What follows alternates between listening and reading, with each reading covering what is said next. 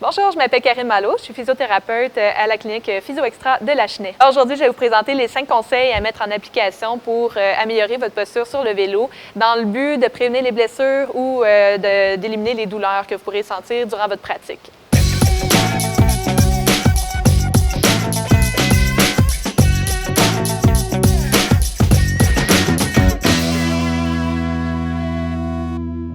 Alors, le premier conseil, c'est vraiment en lien avec la position de la cale sous le soulier parce que la position du pied reste fixe sur la pédale, donc c'est vraiment la chose la plus importante.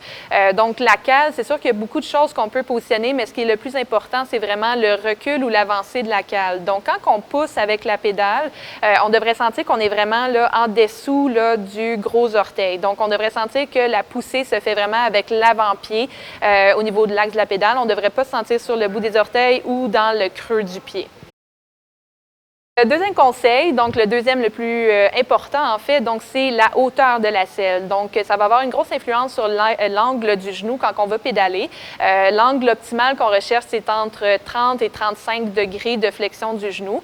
Ça peut être difficile de le mesurer, donc une façon simple de le faire, c'est de positionner le talon sur la pédale. On va amener la pédale au plus bas et dans cette position-là, on devrait avoir le genou complètement en extension. Ce qui fait que quand on va pédaler avec l'avant-pied sur la pédale, on va toujours avoir un angle qui va rester dans notre genou, qui normalement se situe autour de 30-35 degrés.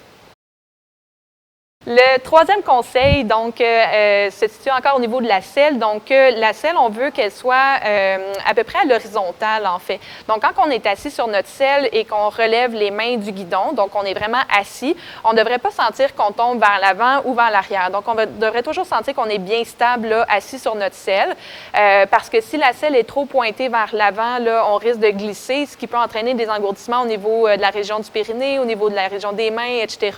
Donc, on cherche un angle à peu près horizontal ou légèrement là, pointé vers le guidon, mais très, très peu.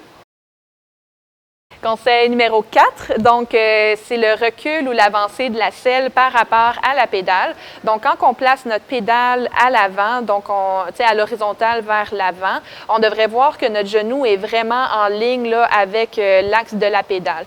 Ce qui fait en sorte que quand on va pousser, on va avoir notre maximum d'efficacité, puis on va prévenir des douleurs, surtout au niveau du quadriceps, là, au-dessus du genou. Donc, à ce moment-là, on peut jouer avec l'avancée ou le recul de la selle sur le rail. Le cinquième conseil, le dernier, là, finalement, c'est la hauteur du guidon par rapport à la hauteur de la selle.